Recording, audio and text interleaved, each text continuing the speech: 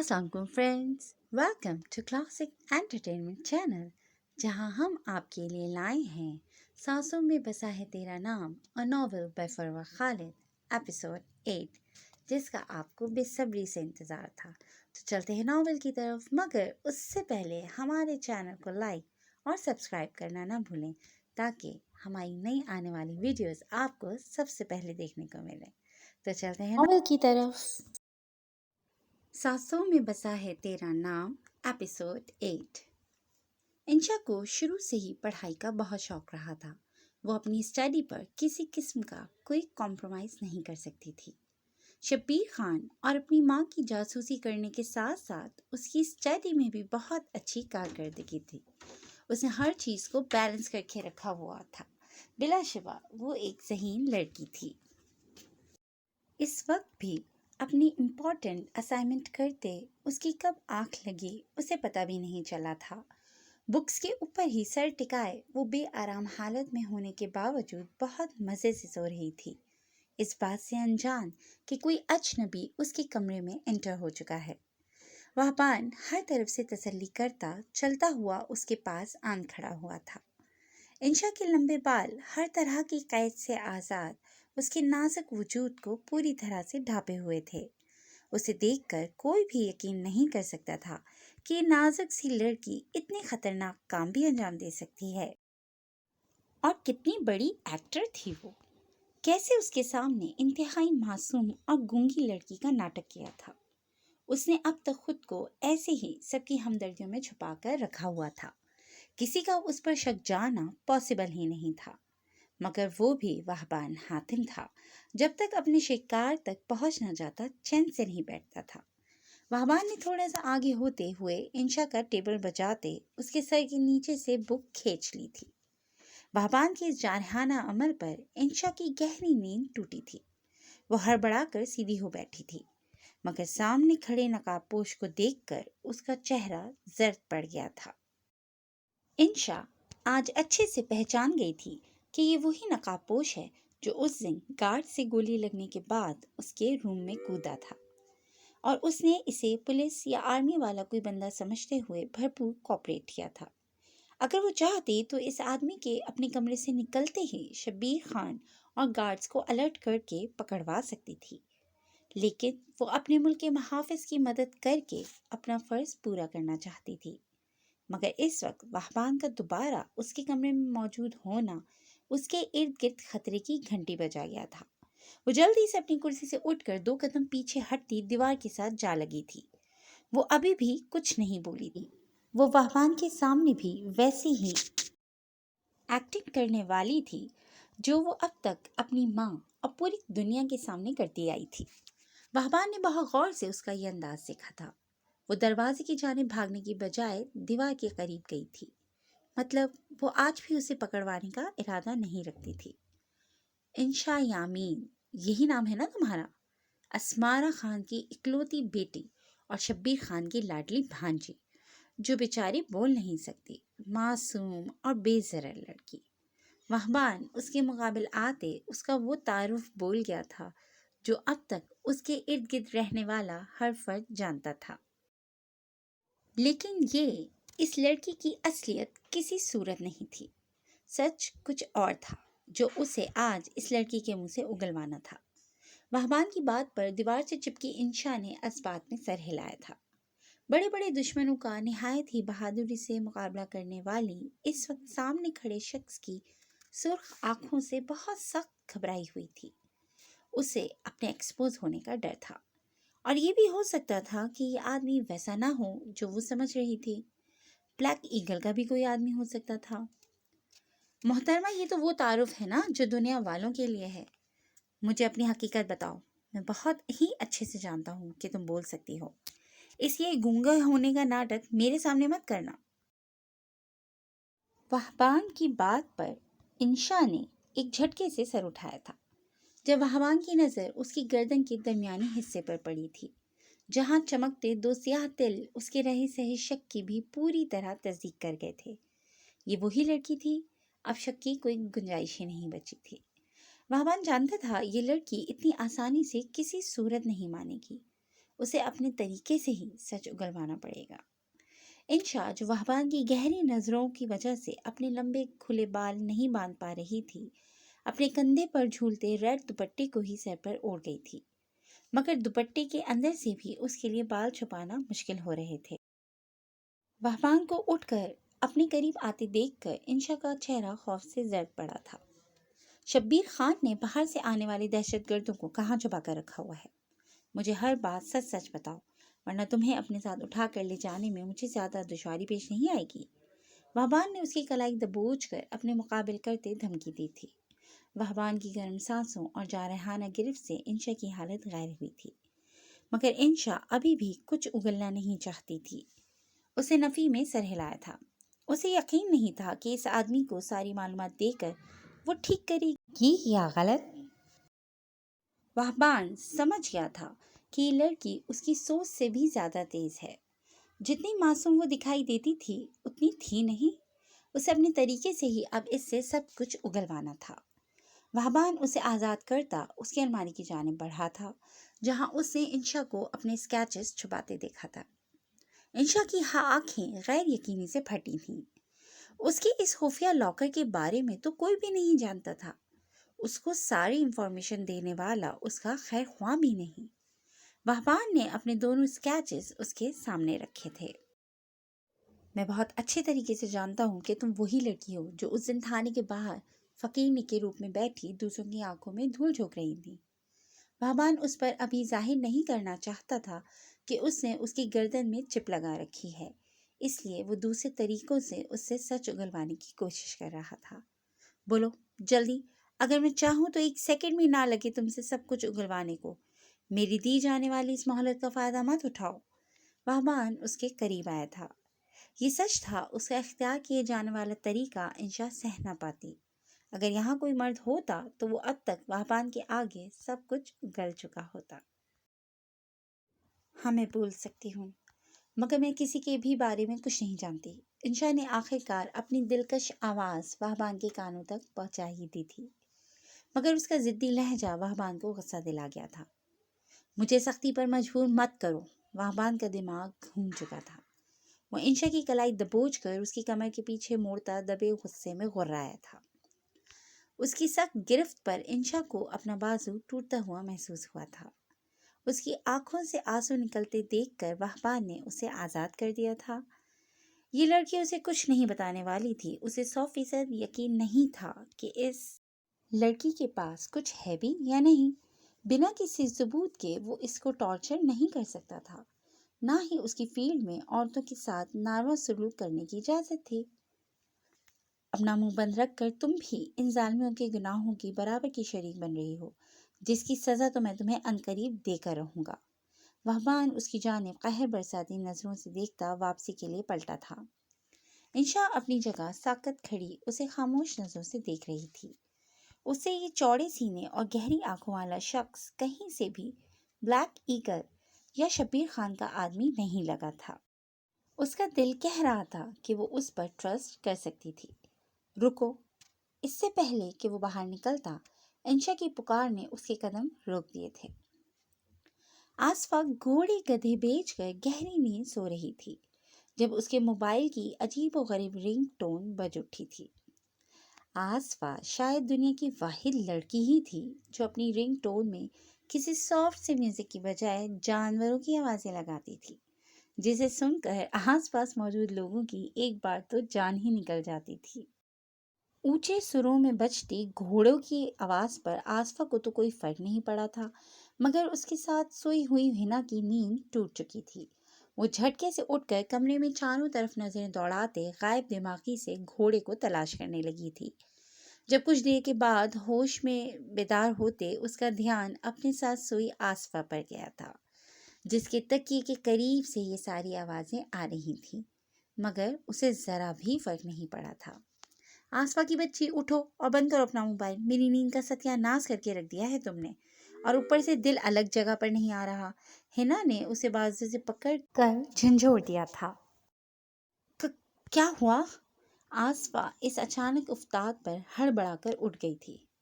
رات کے 12 بجے تمہارا فون پاگل کی طرح بج رہا ہے۔ ہنا نے اسے کھا جانے والی نظروں سے دیکھتے اس کا دھیان موبائل کی جانب مبذول کروایا تھا۔ اوہ، آصفہ کی توجہ اب اپنے موبائل کی جانب گئی تھی۔ یہ تو حناز سر کی کال ہے، وہ مجھے کیوں اس وقت کال کر رہے ہیں؟ آصفہ موبائل ہاتھ میں لیے حیرت سے بولی تھی، جہاں حناد کی کال ایک بار بند ہو کر دوبارہ آنا شروع ہو چکی تھی۔ میں نے کہا تھا نا تمہیں یہ بندہ ٹھیک نہیں ہے۔ اس ٹائم کون سا باس کال کرتا ہے بھلا اپنی سیکٹری کو؟ مگر تم پر نہ جانے کیوں اچانک پیسے کمانے کا بھوت سوار ہو گیا ہے۔ ہنا اس کی جانب خفگی بھری نظروں سے دیکھتے ہوئے بولی تھی، جس کے بہت بار انکار کرنے کے باوجود آصفہ یہاں جاب کرنے کی اپنی ضد پر اڑی رہی تھی۔ تم تو چپ کرو یار، اس وقت میرے الٹے دماغ والے باس کو اچانک کیا کام پڑ گیا مجھ سے؟ آصفہ اسے چپ رہنے کا اشارہ کرتی کال پک کر گئی تھی۔ کال کیوں نہیں اٹینڈ کر رہی تھی میری؟ حناد اپنے مخصوص سرد لہجے میں بولتا لمحے بھر کو آصفہ کو خوفزدہ کر گیا تھا۔ سر میں سو رہی تھی۔ آصفہ کا دل تو کوئی اور جواب دینے کو چاہا تھا، مگر مقابل موجود جلاد کے خوف کی وجہ سے خود پر ضبط کر گئی تھی۔ میرا ڈرائیور تمہارے گھر کے باہر کھڑا ہے، اگلے 15 منٹ کے اندر اندر تیار ہو کر نیچے پہنچو، ہمیں ایک پارٹی میں جانا ہے۔ تم میری پی اے ہو اس لیے میرے ساتھ چلو گی۔ حناد کے اگلے الفاظ آصفہ کے 14 طبق روشن کر گئے تھے۔ کیا سر، اس وقت؟ آصفہ یہ سوال کرتے ہکلا گئی تھی۔ بھلا یہ کون سا ٹائم تھا پارٹی کا؟ اس کے ساتھ کان لگا کر اس کی بات سنتی ہنا نے اسے صاف انکار کرنے کا اشارہ کیا تھا۔ تمہیں ایک بار کا کہا سمجھ کیوں نہیں آتا؟ حناد محتشم اس سے زیادہ نرمی کا مظاہرہ نہیں کر سکتا تھا۔ اگر اسے اس لڑکی کی اپنے کام میں اتنی ضرورت نہ ہوتی تو وہ ایسی امیچیور لڑکی کو کبھی اپنے قریب نہ رکھتا۔ I'm sorry سر، میں رات کے اس پہر بالکل بھی کسی پارٹی میں نہیں جا سکتی تھی۔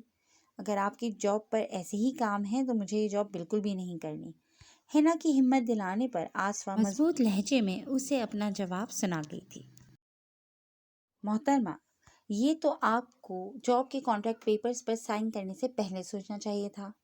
تم میرے ساتھ 6 ماہ کے لیے کام کرنے کا کانٹریکٹ کر چکی ہو۔ اگر تم نے یہ جاب اس سے پہلے چھوڑی تو تمہیں مجھے 1 ہفتے کے اندر اندر 5 کروڑ کی رقم ادا کرنی ہوگی۔ حناد بہت سکون سے بولتا آصفہ کے ساتھ ساتھ ہنا کے بھی ہوش اڑا گیا تھا۔ دونوں نے پھٹی پھٹی نظروں سے ایک دوسرے کو دیکھا تھا۔ جو کہا ہے وہ فوراً کرو ورنہ تمہارے لیے ہی مشکلات بڑھیں گی۔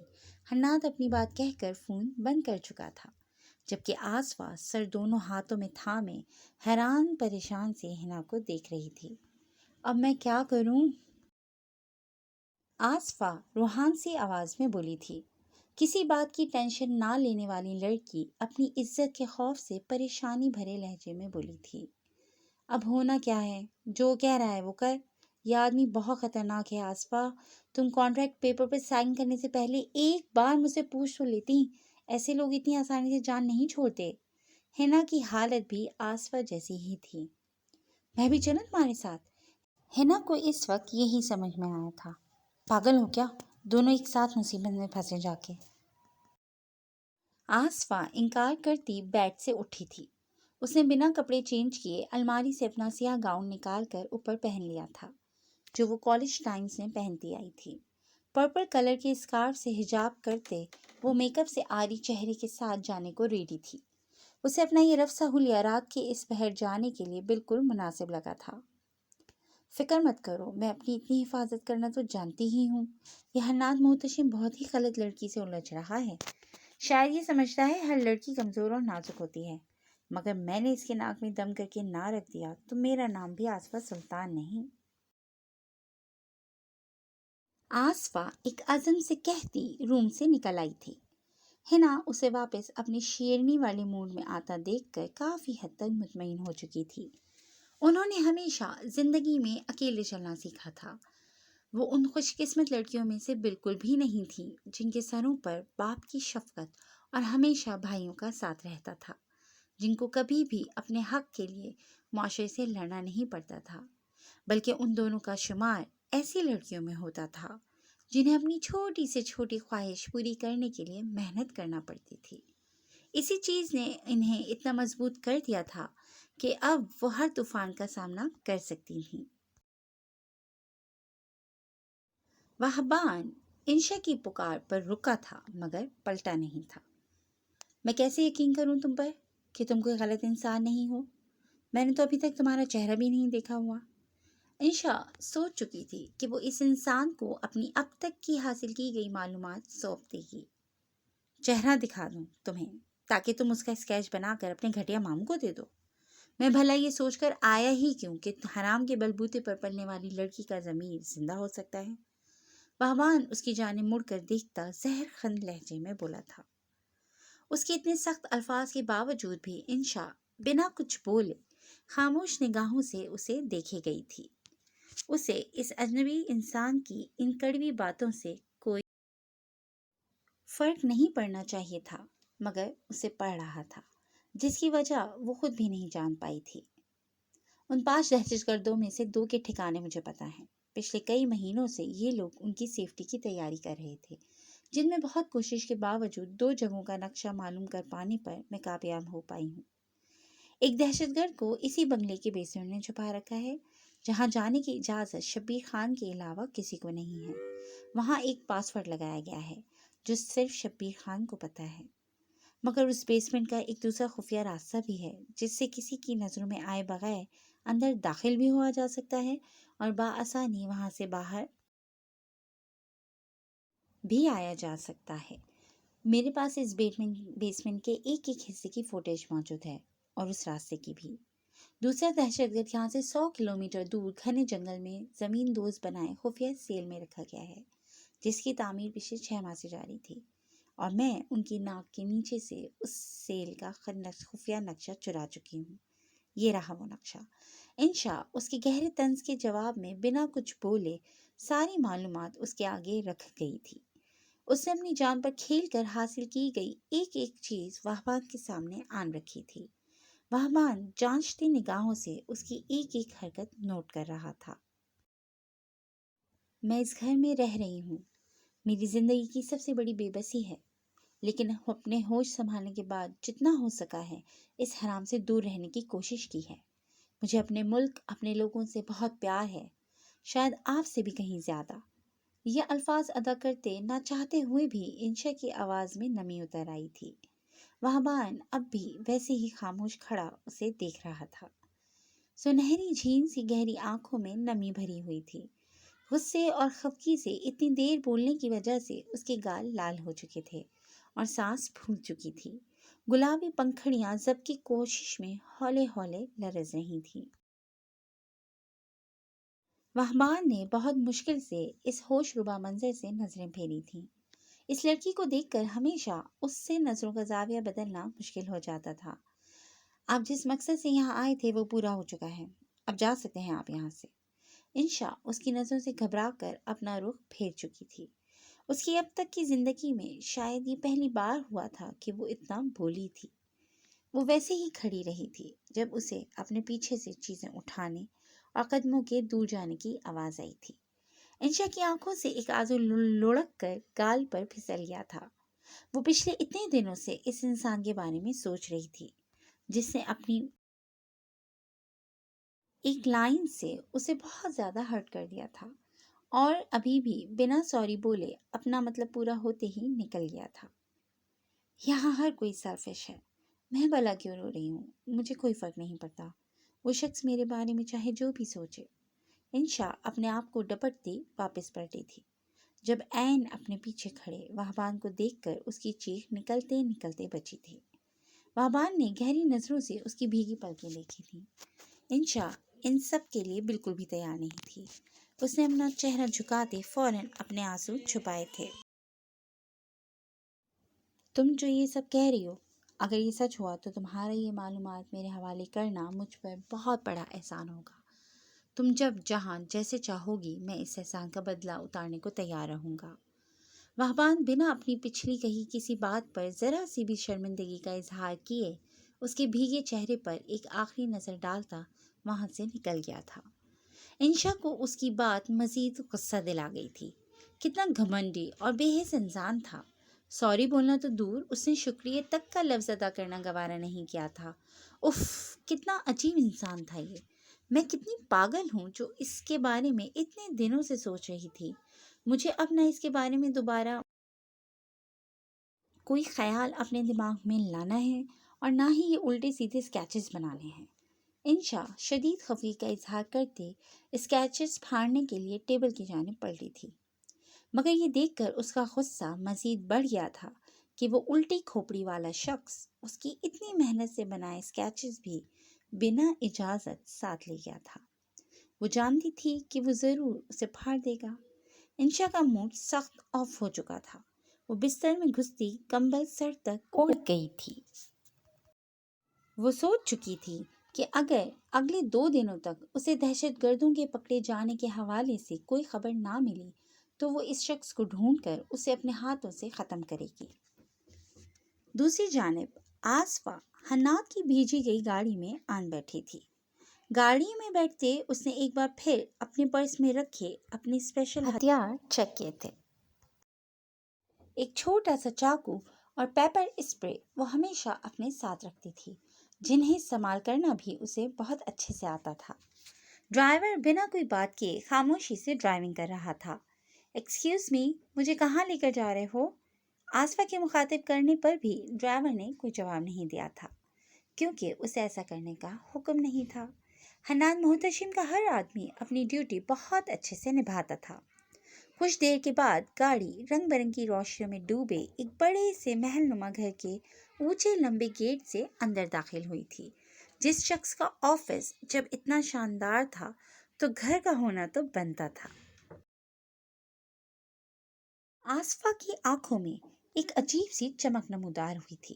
اسے لگا تھا کہ وہ اپنے خوابوں کے محل میں آن کھڑی ہوئی تھی۔